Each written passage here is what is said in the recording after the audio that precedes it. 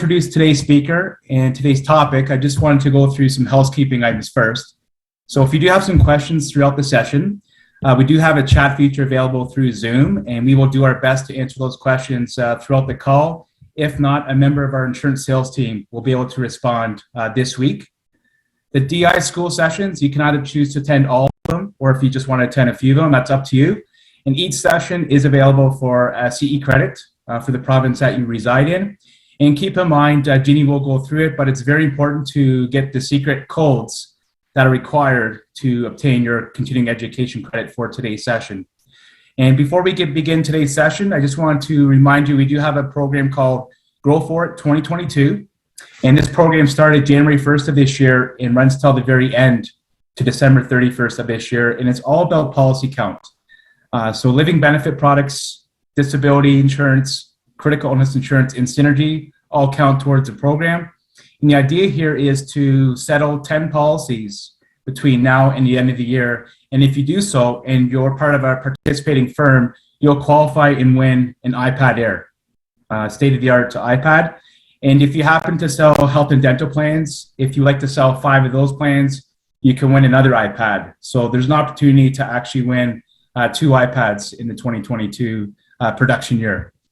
So it's my pleasure to introduce our speaker today, Ginny O'Leary, our National Living Benefits Sales Consultant.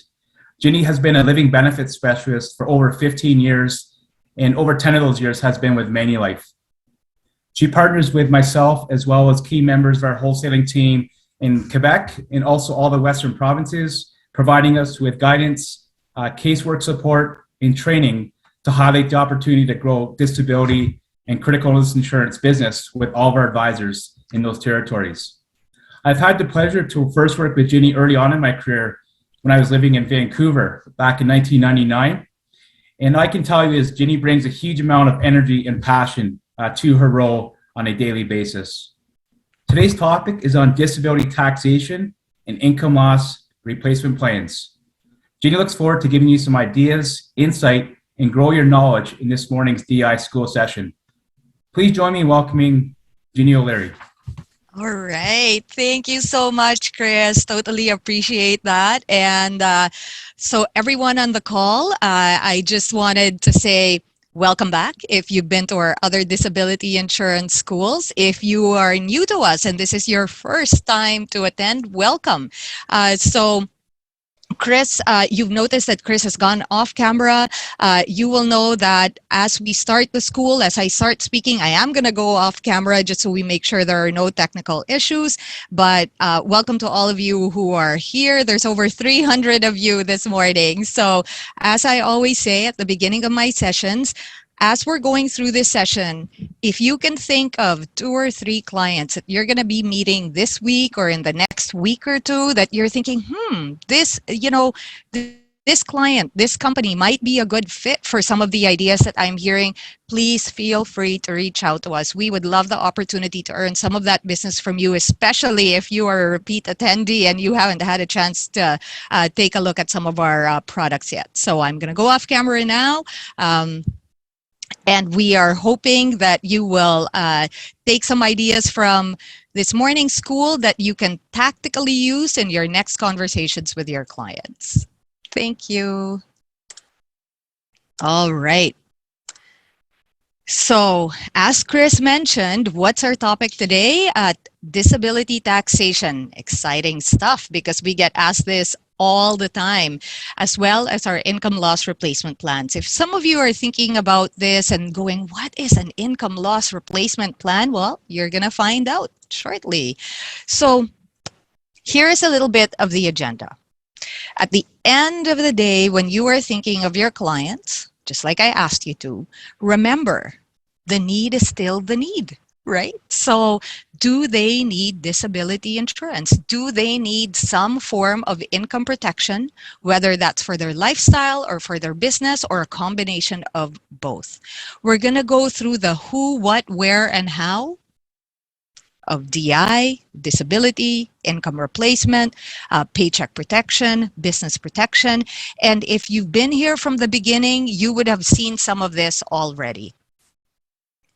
So one of the most common questions when we are thinking of our business owner market, our self-employed individuals. And that's really what we're going to be focusing on most of this time, is that question that their accountants have probably introduced to them at early on in their business when they started engaging an accountant is, common question is, so can I deduct this premium?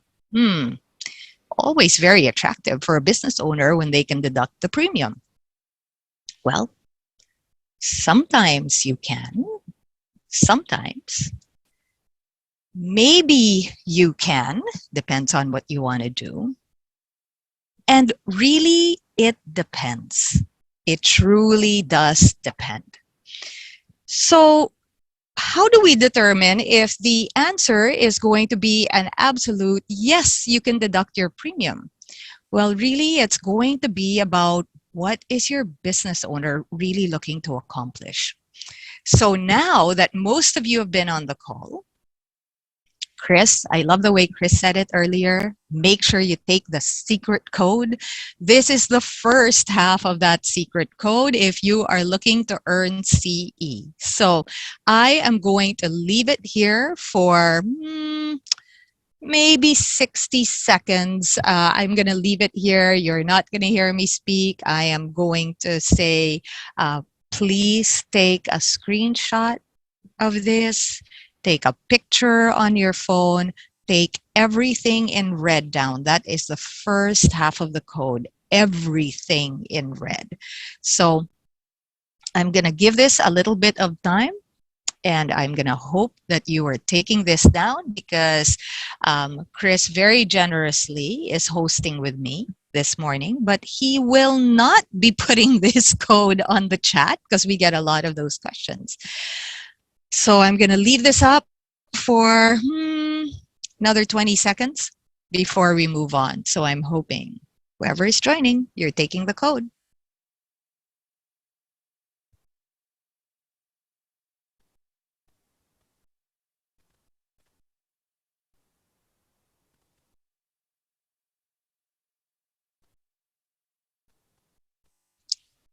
All right. So we've given that over 60 seconds. I am assuming you've taken the code. If you're just joining, you got to be quick. Take a picture or take a screenshot right now because we are moving on into the rest of this session.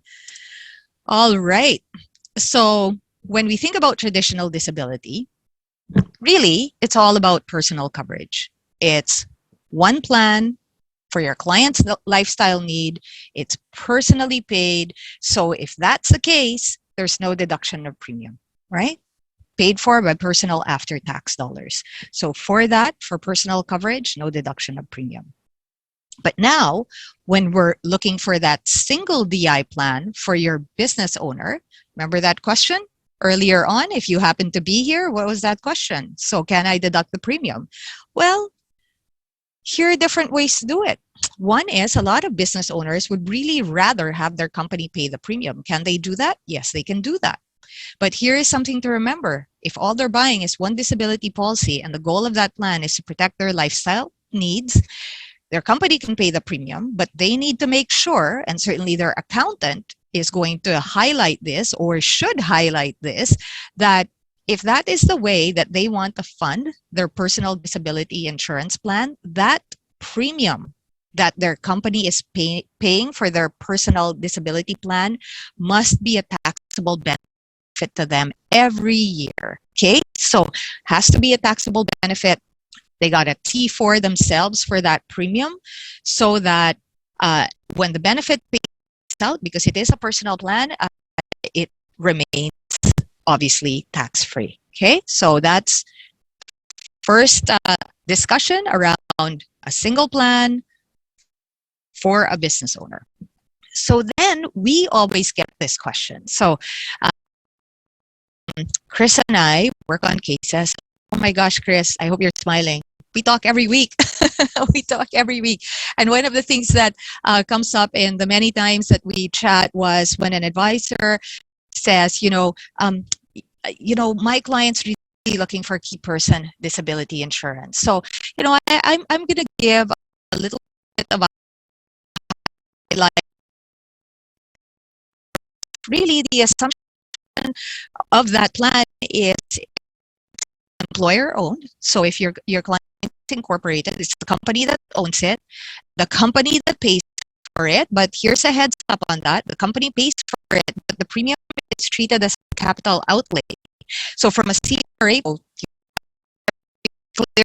on that. And the third is the employer or the company is the beneficiary. Okay? So line is employer owned, employer paid, employer is beneficiary. Because if something happened to that individual, the company wants the money to be able to either replace that individual, be able to use that money, maybe to take care of some of the expenses that individual was responsible for. Okay, key person DI. But then every now and then we're going to get a case where, oh, no, that's actually not what the client wants. What the client wants is this person is valuable to them and they want the employee to be the beneficiary of the policy. Okay, so is that something that can be done as well? Well, the answer is yes, that can certainly be done, but important to know in the structure what that is going to look like for that employee, right? Because many times when an employer is looking for key person DI, they are not necessarily perhaps thinking of a true key person. A lot of times they're thinking of themselves because they're thinking, especially if it's smaller business, that key person's actually me. 80% of the revenue in this company is because of me and my abilities. So, can I have a corporate owned DI policy? So again, knowing the intention is, knowing what that's going to look like, because if the business owner is thinking, I'm just going to have a corporate owned policy with all of the benefits going back to the company, what does that really mean if they decide that they need some of that money for themselves? They're going to pull it out and it's going to be fully taxable. Okay, so key person DI. So now if the focus is really going to be, well, you know what?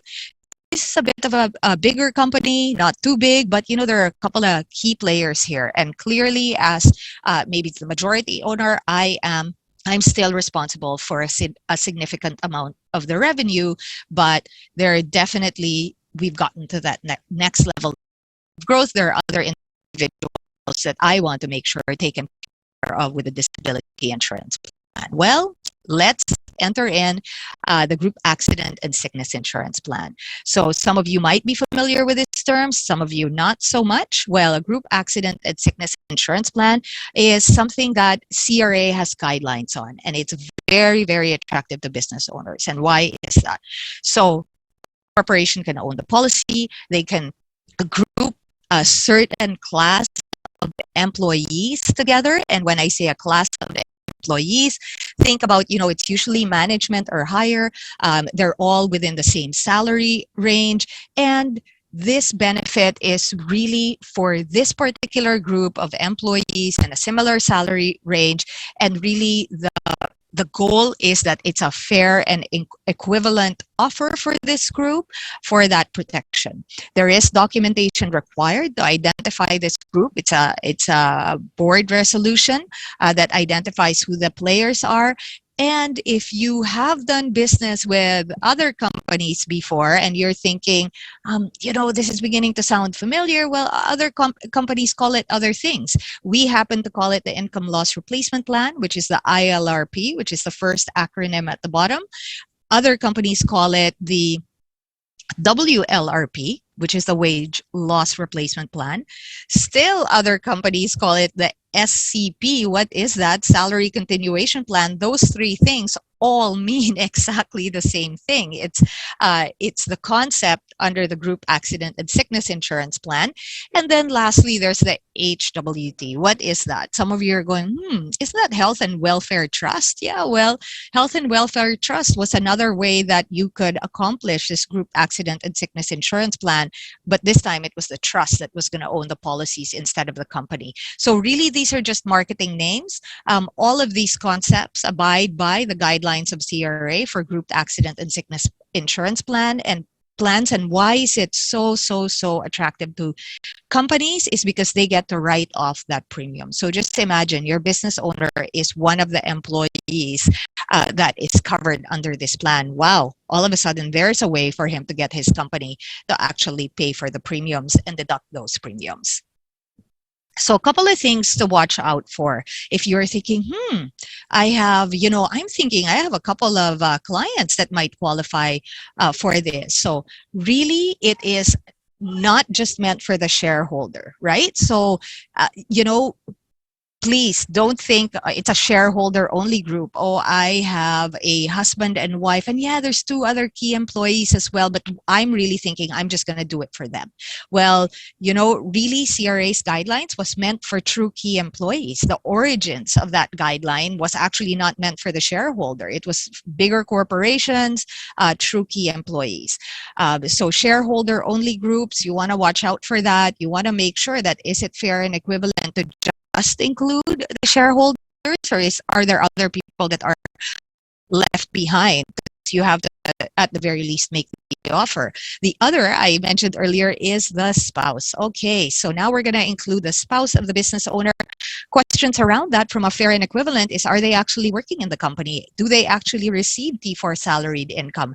Is that income going to be similar to the business owner and the other key people that are going to be covered by the plan? Or is that spouse, do they have a significantly lower salary? So does that make sense?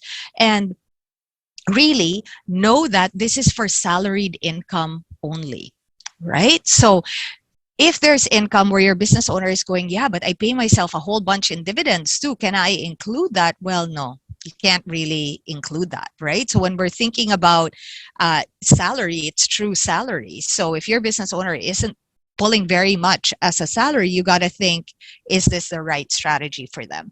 And obviously on that weighted coverage, I mentioned that earlier, right? Fair and equivalent, similar salary range for all of the people in the group. Is the spouse really going to be part of that? And then really, when we're looking at this plan in place, does it make sense, right? So when you look at that, you see that validating it annually, does it make sense, right? Do we have the right people in here? We have companies where every year, every other year, they're adding more people into their income loss replacement plan concept. There are a couple of professions, especially lawyers, accountants, engineers, where they're just adding more people into that plan every year because, again, these are key people in the firm. And if you were a little bit more technical and you're thinking, she's mentioned CRA a couple of times, what is she quoting? It's IT Bulletin 428. So Income Tax Bulletin 428. Haven't seen that in a while? Take a read. You can Google it. You're going to find it. So now we're going to walk through a little bit about employer provided DI coverage, right? Because we're thinking about our business owners. You're thinking about some of those clients. Let's take a look at what that's going to look like if they went individual, meaning they don't have enough DI and they're thinking, I would really, I need a policy for myself, for my lifestyle. And then let's take a look at what the implications are under the grouped individual policies for income loss replacement plan. So first line on individual ownership is really the company is going to pay and, bump up the salary, right? So that the individual or the owner or the employee can net out the premium and pay for it personally, or the employer can pay that premium directly to the insurance company. But in this situation, under individual ownership, it is the insured, the employee, or the owner that owns the policy. So now the premium, obviously, if they're paying for it, the company's paying for it, or obviously that extra bump in salary is absolutely deductible by the employer. So that's always the attractive part, right? Is it deductible? However, because the policy is individually owned, the premiums or that extra salary are obviously a taxable benefit to the employee, right? So on the insured side, that's going to be a taxable benefit if the employer is paying for it. However, if the employee claims or the business owner claims, and this is how they structured it, the disability benefits they receive are absolutely tax-free. So that's individual ownership. So that's first line, and that applies more for single policies, right? So I'm not looking to insure anybody else. This is just for me. Now enter grouped individual policies. So let's say there's more than one. Maybe there has to be, by the way, a minimum 2 for this to be able to work, right? So now what's the difference? Employer owned and paid. So company owns it and pays for it. The premiums deductible again by the company, very attractive. But here is what is even more attractive under the grouped policies or the ILRPs is the premiums are not a taxable benefit to the employee. So can you imagine that? The employer pays for it. The premiums aren't a taxable benefit to the employee. They could have this DI policy throughout their career in this company. However, if they claim the DI benefits are taxable, okay? So the disability benefits are going to be taxable at the time they claim. However, we will bump up because we know that it's under this concept. The insurance companies, obviously us at Manulife, if you tell us, oh, here's what's going on, this is part of this concept, we are going to bump up the disability insurance benefits so that even if the benefit paid is taxable, that employee is going to receive about the same amount as if they bought an individual policy on their own. Okay, and we're going to walk through a couple of examples. So first of all, when you're thinking about this group DI plan, minimum 2, there are 4 ways you can structure it. One is if they happen to already have existing group LTD, if there's a gap in that coverage, you can simply have an ILRP that's a top up. So keep the group LTD in place and just top up with extra coverage using this concept because these are fully underwritten policies on our end, right? The second is you can do a group offset plan where, you know what, there's a concern among the executives that the definitions of the plan might not be as strong. Maybe are they really gonna be here for 20 years? Does this make sense? What if they leave or there's a change or a reorganization? You can do a group offset, which is you just by the maximum of benefit amount, employer paid, premiums aren't deductible, aren't taxable to the insured, and the plan is offset. So that group offset amendment is there. It takes a second payer position to group. It's just going to pay the difference of what the group plan pays. So top up is one, offset is the other. The third is a full carve out. So let's say you have these individuals, these managers, these executives, and maybe there's a whole bunch of other employees. So now they're looking at this and they're going, maybe we can carve out this 4 or 5 people where we are just going to offer them this individual plan with that next level, much richer definitions, much better guarantees, non-cancelable features, and we're just going to carve them out. So now these 4 or 5 people are just going to have a fully underwritten plan. All of the other employees of a different class are going to stay on with the group plan. So we're going to carve them out. And then lastly, the last option is the wraparound. So what does that mean? So wrapping around the group plan. So you can do different layers of coverage, right? If you were here in my previous DI schools, we walked through the wraparound, where maybe in the first 2 years, we know that the definition of the group plan is strong, it's regular occupation, but after 2 years, it changes to any occupation. So guess what? When you structure this ILRP, you can have a lower benefit in those first 2 years and a higher benefit after the next 2 years, right? So 4 ways that we can do this. And remember, if you're listening to this right now and you're like, this is beginning to sound interesting, but I'm not following all of it right away, I have to tell you, this is exactly the time you want to be contacting somebody on our team to say, I need to book a call. I need to book a meeting because this is interesting, but I need to understand it well. Take this as an opportunity to meet some of us on the sales team if you've never met with us before. So how do we structure this typically with ILRPs? I would say 90% of the cases we work on, it's the company that owns it. I've mentioned that. Usually it's the OpCo. Really, they have a board resolution, lists out the class of employees. They are the owner and the payer of that insurance, and the beneficiary are these 4 smiling people you see here on the slide, your key employees. So what's the benefit? What's the benefit to the employer? First of all, it's a valuable retention strategy. My guess is many of you probably have a number of clients. There's a reason you're in this school that don't have enough disability or have no disability as a business owner. So if you have a company where it's grown, they're key people, some of them are family members, some of them aren't, here is a way to keep those key people, because now you're giving them disability that they never would have paid for themselves, possibly because of sticker shock on the premium. Now you get to be the employer that says, well, we can give this to you, right, during your stay in this company.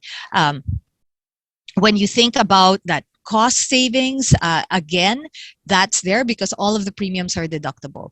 Now, as a company, as an employer, guess what? You get to control the plan, right? You get to decide who, you get to control what this plan looks like, what options you're going to offer.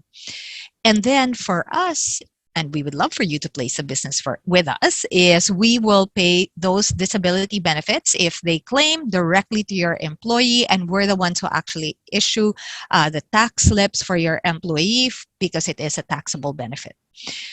And a big thing from an employer perspective, if you move forward with this concept, is the premiums are a fixed expense. Why is that? Because it's a non-cancelable, guaranteed renewable contract. You're no longer subject to the claims experience every year of your company that you had on the group LTD side. So that's another big reason for you can actually set what the cost of these policies are ongoing, because they're not going to change over time based on claims experience, because it's a guaranteed plan.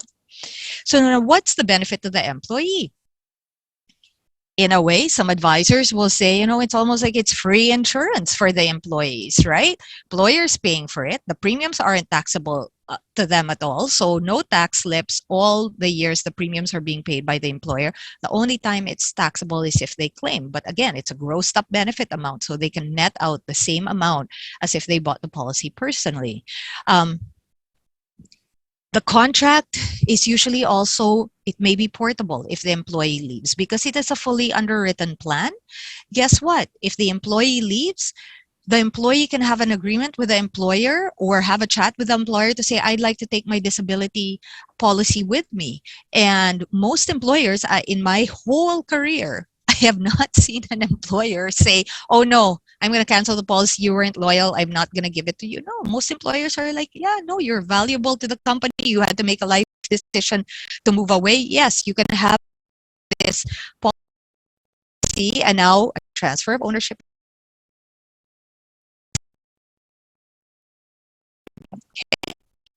So now let's walk through an example. In the interest of time, I'm only going to work with John on this slide. So we're going to take a look at, what this can look like. So this is a summary of what the net benefit can look like. You're going to notice there are 3 individuals. This is actually a real case. We just, Paul and Ringo, I'm aging myself. I'm hoping some of you know who those are, and I'm getting a smile. So we're going to go through John. So John is based out of Ontario, and we're using our Venture Series Disability Insurance Plan. He qualifies for $5,420 of monthly benefits. So if he had an individually insured plan, from a benefit perspective, 5420 times 12 months, the net benefit, because it's paid for, it's personally owned plan, is about $65,000. Now enter the income loss replacement plan, because this is the other option. So now the company's gonna own it, pay for it, but they now have to buy a higher benefit disability plan for John to be able to net out that $65,000. So that higher paid plan, if you look at the bottom of the slide, is $75.30. So $7,530. You will never have to figure out that math, by the way, because we do it automatically. So $75.30 times 12, $90,360. However, there's going to be tax payable on that plan, so that there's $23,000 of tax payable in that 1 year.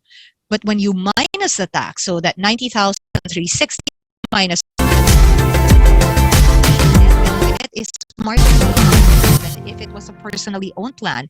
John is going to get about $67,300 in net benefits if they go a year on claim under the ILRP concept. Okay, so that's from a net benefit perspective. So now let's take a look at it from a premium perspective. And again, we're just going to work with John. So for that individually owned insurance of, about $5,400, what was it going to cost, John? $1,358. Well, guess what? So John was making over 100 grand. His marginal tax rate was 43.4%. So what does that mean for his employer, for the company?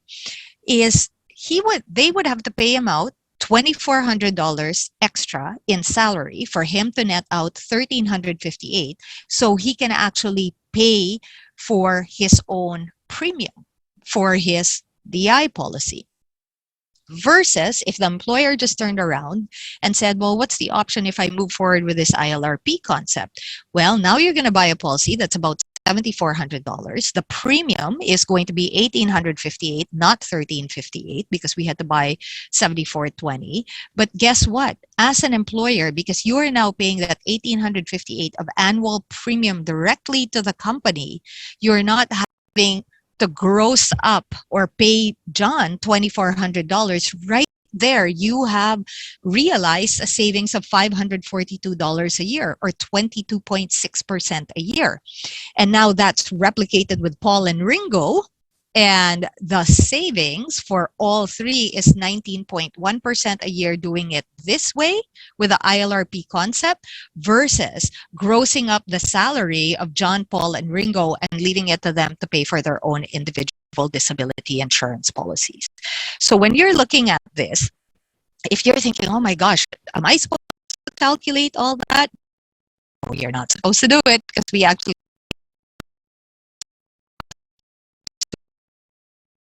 figured this out over all the years I've been in the industry. And if you can know this, and if you can identify your clients, it really, really does attract our medium-sized businesses.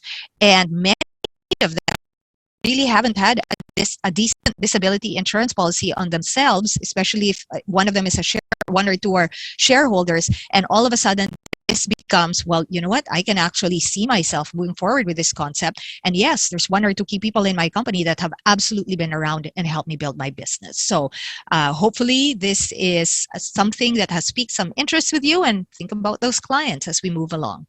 So again, just going to remind you about the fact that if you are immediately thinking, well, I have a couple of shareholders, that I know would be attracted to this, remember, they can only be covered if they're also employees. Because again, right, we're using their salaried income for this concept. If they happen to end up in an audit with CRA, and by the way, CRA usually audits the business, not the concept. They're going to audit the business. It's going to be up to them and their accountant to show that this was set up really in their capacity as employees. That's why I always say it's important to include a non-shareholder. Really be fair about that when you're having that discussion with some of your clients. And again, that reminder around the class of employees, right? So anybody that loves return of premium, some of you really like return of premium. And I know some of you were thinking all along, can I put return of premium on this concept? Because boy, that'll be even more attractive to my business owner. Unfortunately, CRA in 2011 was very clear. Return of premium is a no-no. It's going to put the group accident and sickness insurance plan offside. So then if you are not on side with CRA, that means no deduction of premium. Okay, so no return of premium, please, on this concept. Maybe then if they like return of premium, you should just do a personally owned policy. So where is it on Diamond View? So friendly reminder, I know some of you have moved on to web illustration for life insurance products and living benefits. We have not transitioned yet. We are still on Diamond View. If you're wondering, I'm hoping you're not doing it now. You're on the advisor portal going, where is this? Please don't do it now, by the way. We're still on Diamond View. So it's there. It is the only concept under disability insurance. It's called the ILRP sales tool.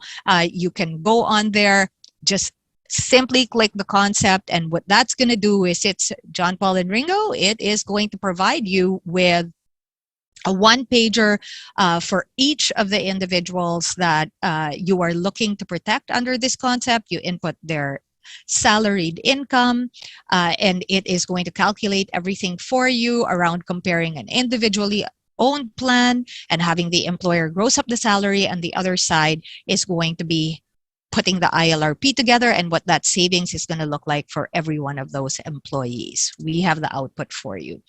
So other things that I also want to let you know is there's actually an advisor guide for this concept. If you want more details, there's the advisor guide.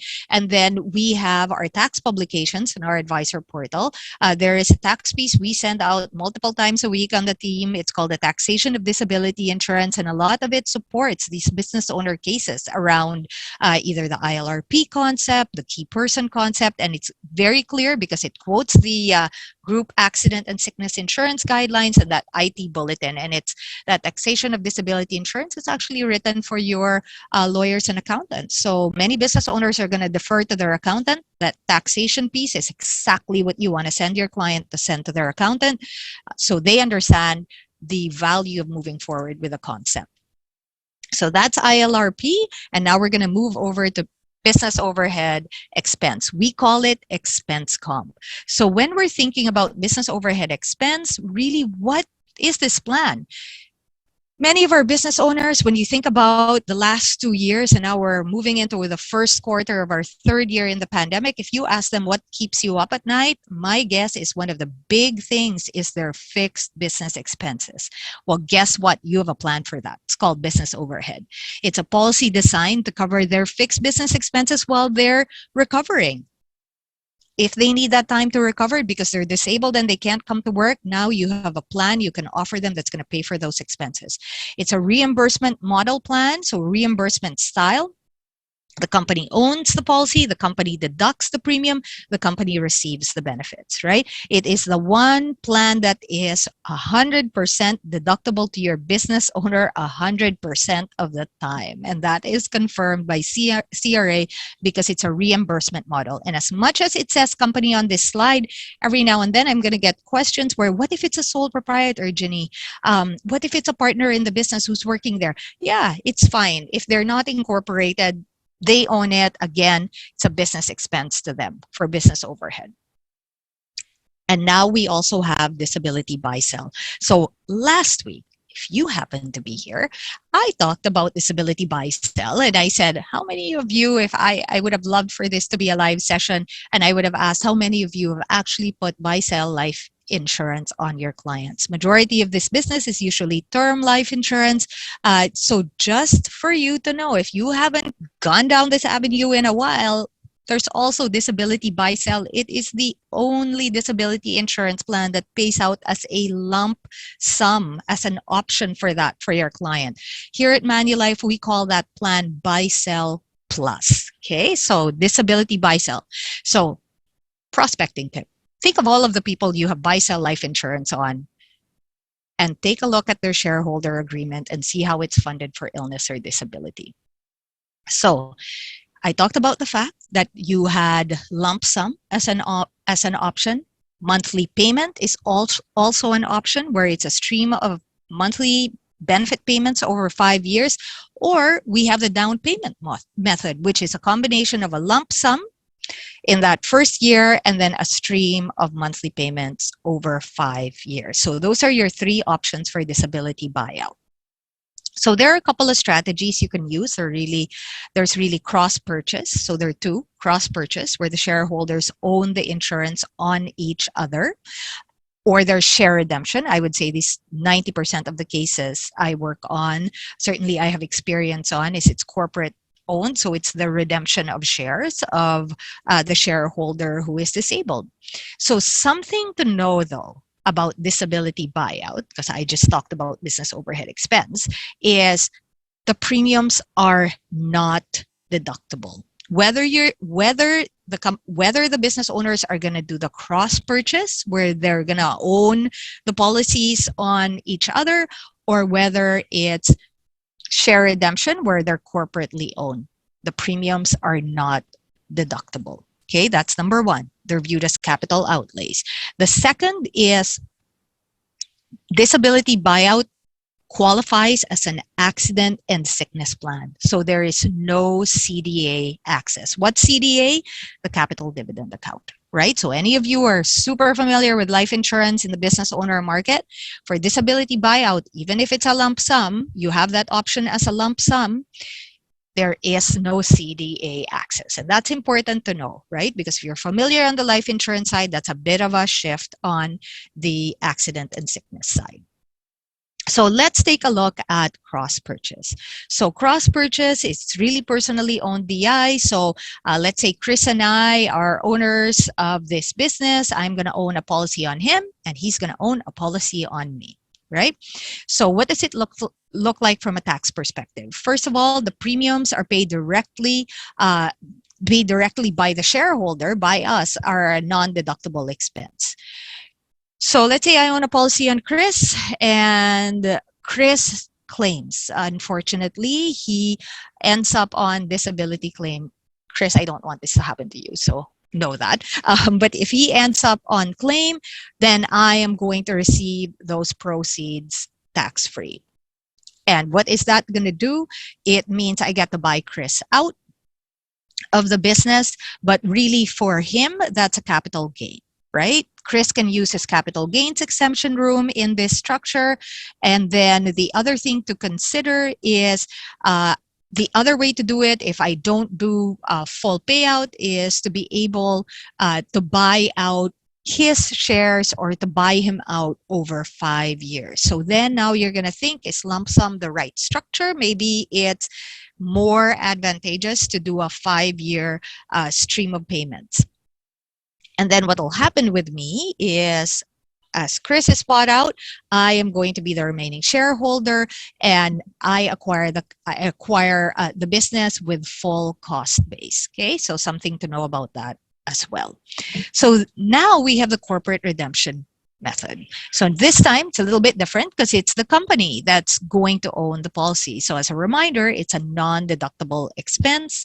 And anybody that wants to know technically why it's a non-deductible expense, you can look at the CRA and their interpretation letter right there on the slide, 9208045, right? So it talks about the fact that a corporation purchases a disability pursuant to a shareholders agreement, premiums are not deductible even though the corporation is the beneficiary of the policy. The proceeds, however, at the time are paid out to the corporation tax-free, same as a personally owned, and the sale of share results because now those shares are being bought out by the company. It is going to be a taxable deemed dividend to Chris, right? If he is the other shareholder in our company.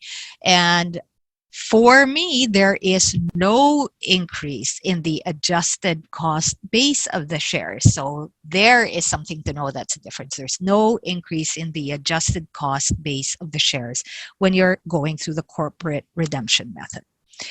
So really, when we're thinking about disability and you're thinking about what are all the different ways that we can position it on the corporate side, whether it's key person, whether it's the income loss replacement plan, buy, sell, business overhead expense, we actually have a tax grid.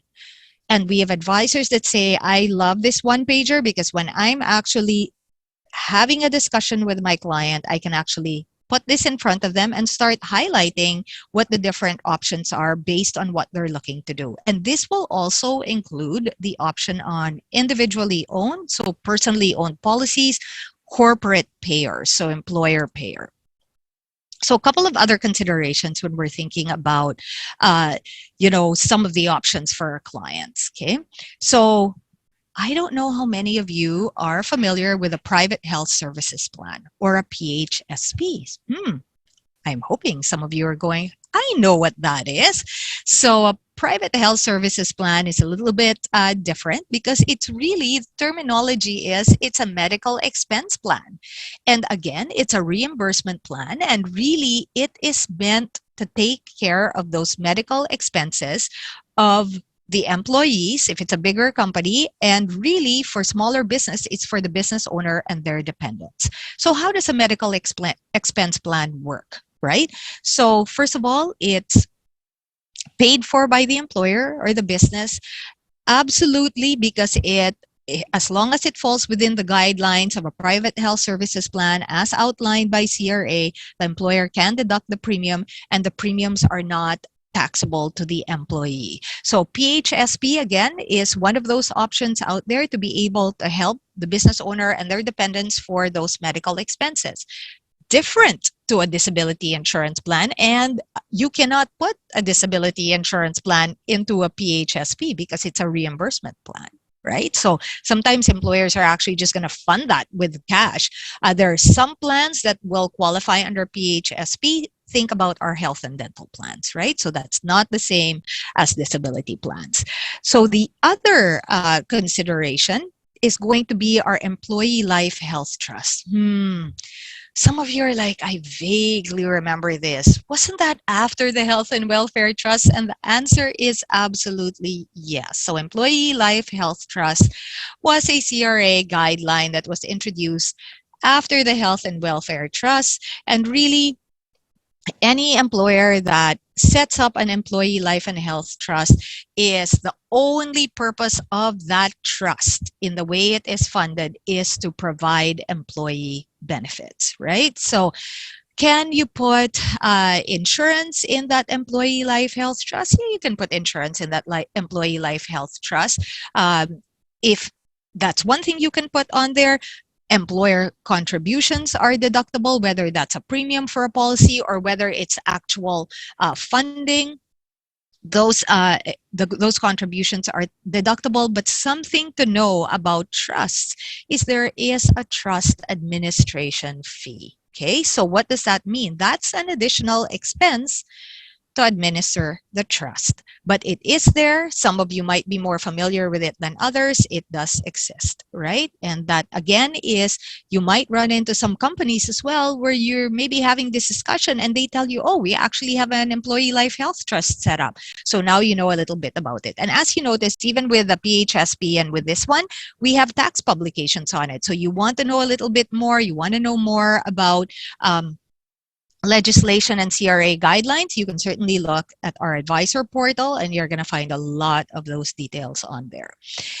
And I also wanted to say, for some of our synergy partners or some of you who have said, wow, this is all really interesting, but can synergy kind of accomplish some of these things? Okay, so let's talk about synergy because we certainly have a group of advisors that's figured this out for small business owners. So synergy can absolutely be owned by the business. Synergy can be corporate owned, it can be corporate paid, and when you're thinking about some of those key employees, can the corporation be the beneficiary? Absolutely. Synergy can do that, right? So everything goes back into the company or it goes back into the business.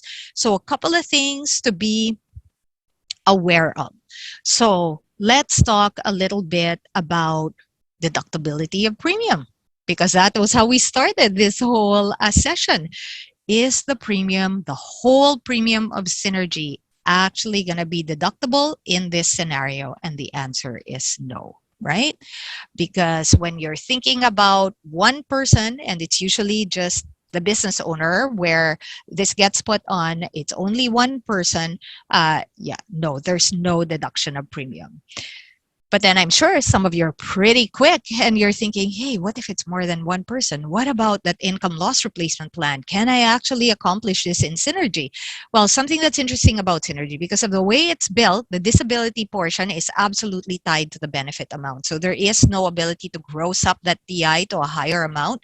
But what we have done with Synergy is we have separated out, and you can see this on the illustration on the contract, the cost for each portion of the benefit, right? So if you're thinking, can I accomplish an income loss replacement plan concept on Synergy by just deducting the disability portion of the premium? You can.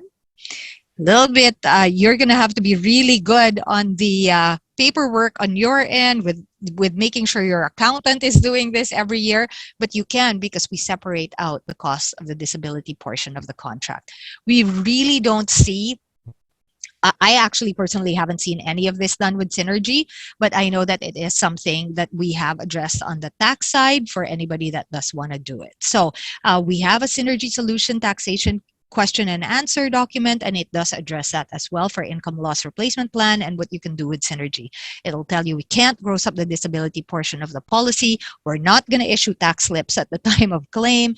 And really the onus is going to be on your business owner and their accountant to make the premiums, to know what the premiums are for the disability insurance portion, because that's the only premium that they're going to be able to deduct, assuming they move forward with the ILRP or the group sickness or accident insurance plan concept on Synergy.